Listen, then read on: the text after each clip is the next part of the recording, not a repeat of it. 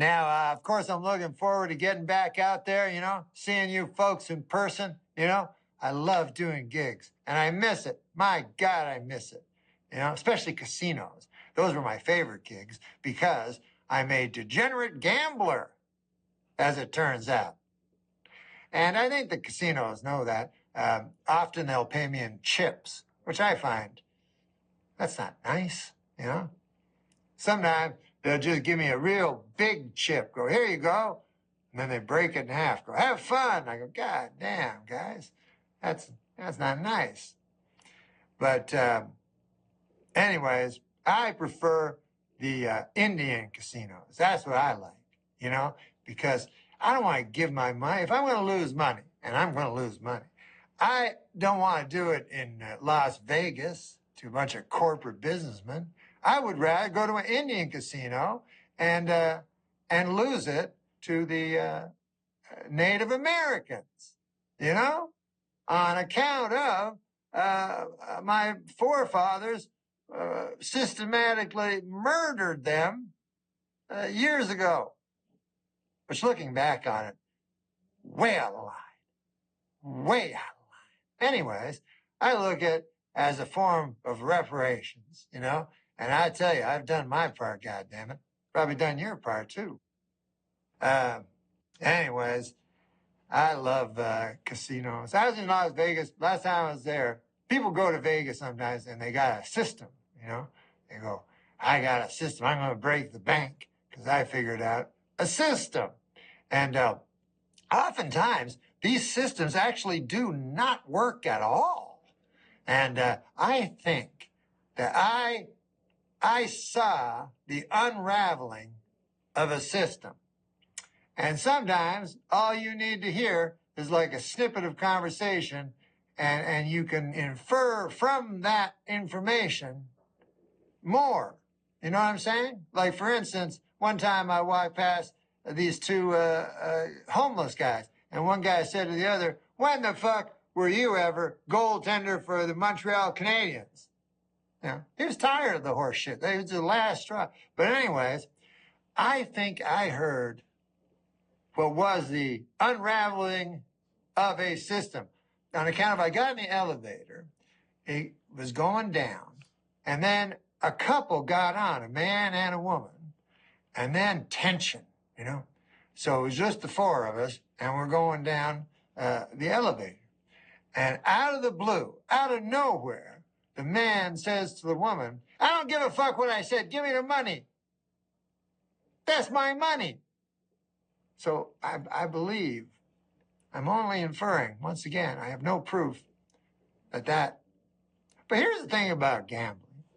It's irrational, You can't be rational to actually gamble because it doesn't make no sense, And I remember I was at the, one time I got out, I was walking down and I saw a roulette table.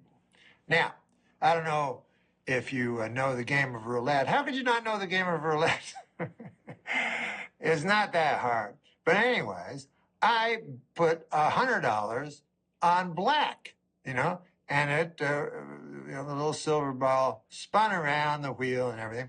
And then it landed on red. And this is what I said. Fuck, I almost picked that.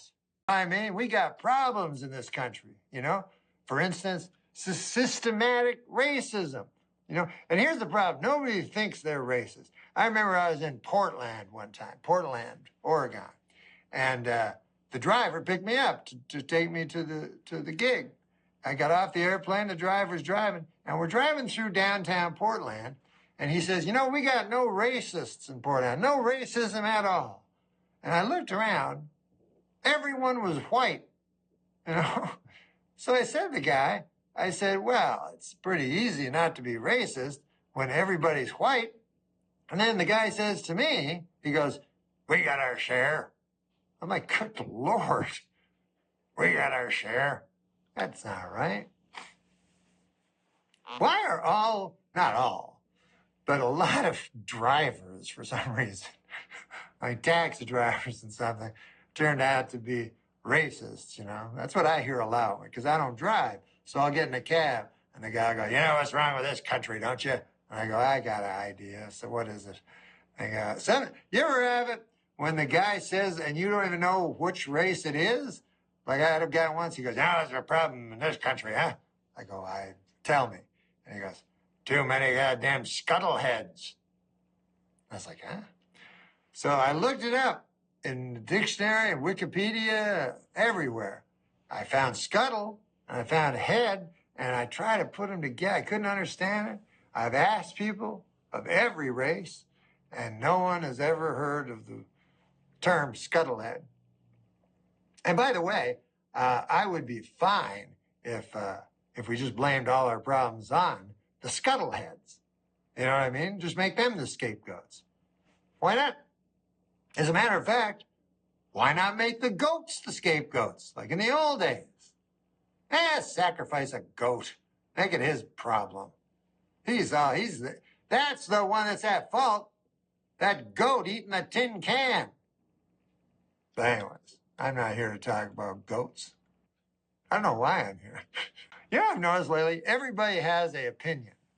And when I was young, it wasn't that way, you know. People would have maybe, 6 opinions, you know. Sometimes you meet a guy, he'd have 8 opinions. You go, God damn, that guy's opinionated. But about 6 opinions, that'd be about, and most of them were about food, you know, tell you the truth. People would go, Count Chocula, what the fuck's wrong with you? Stuff like that.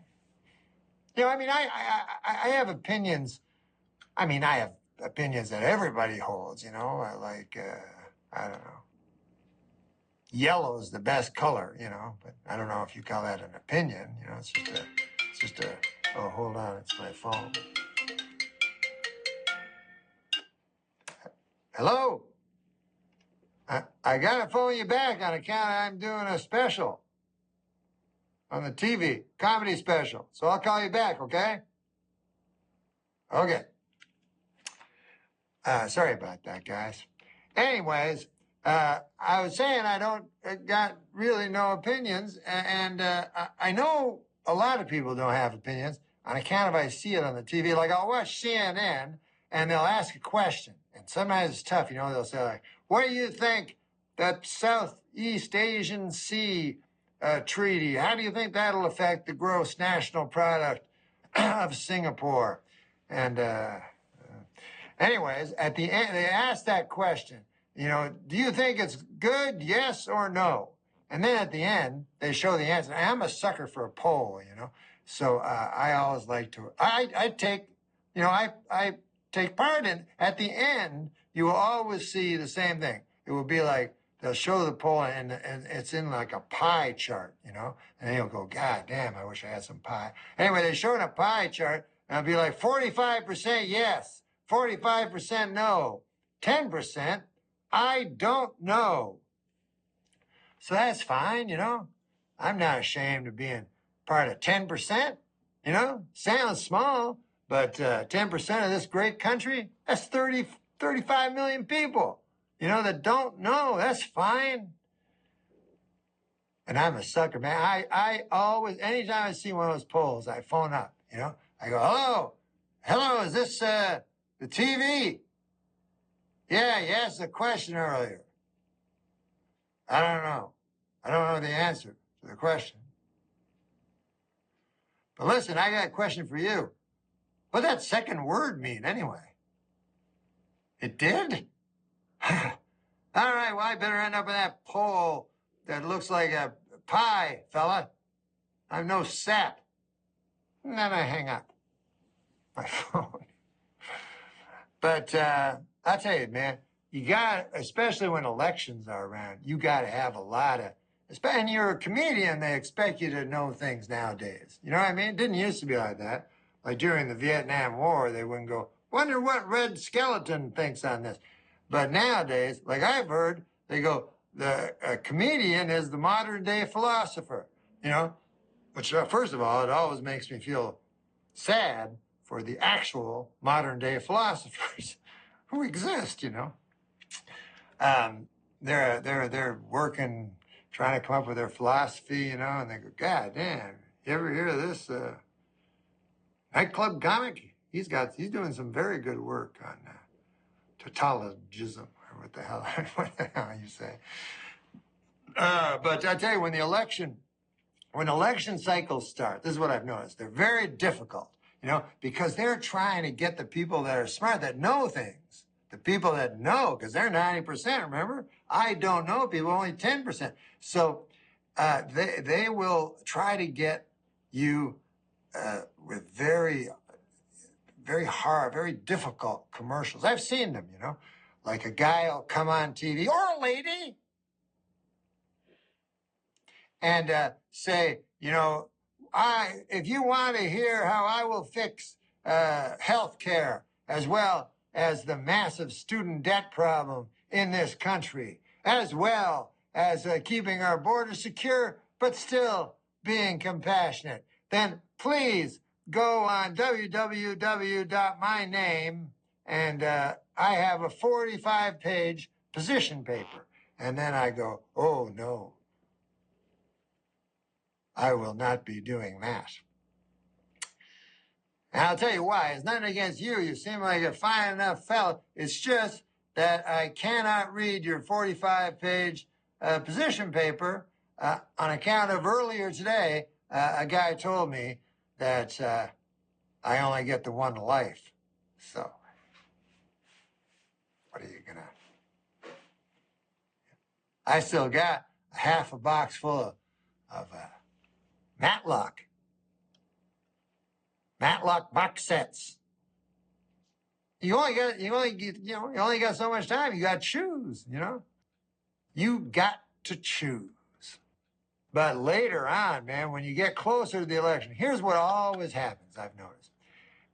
Whenever you get close to an election, there's only 3 days left to the election, and it's always tied, And they go, what we have to get?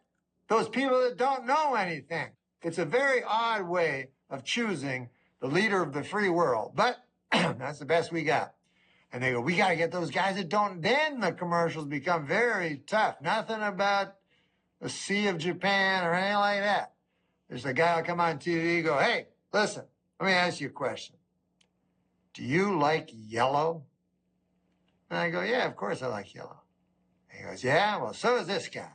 And they show a guy, he's waving, pointing at someone that doesn't exist, wearing a yellow shirt, And then I go, Ruth, get out here. God damn.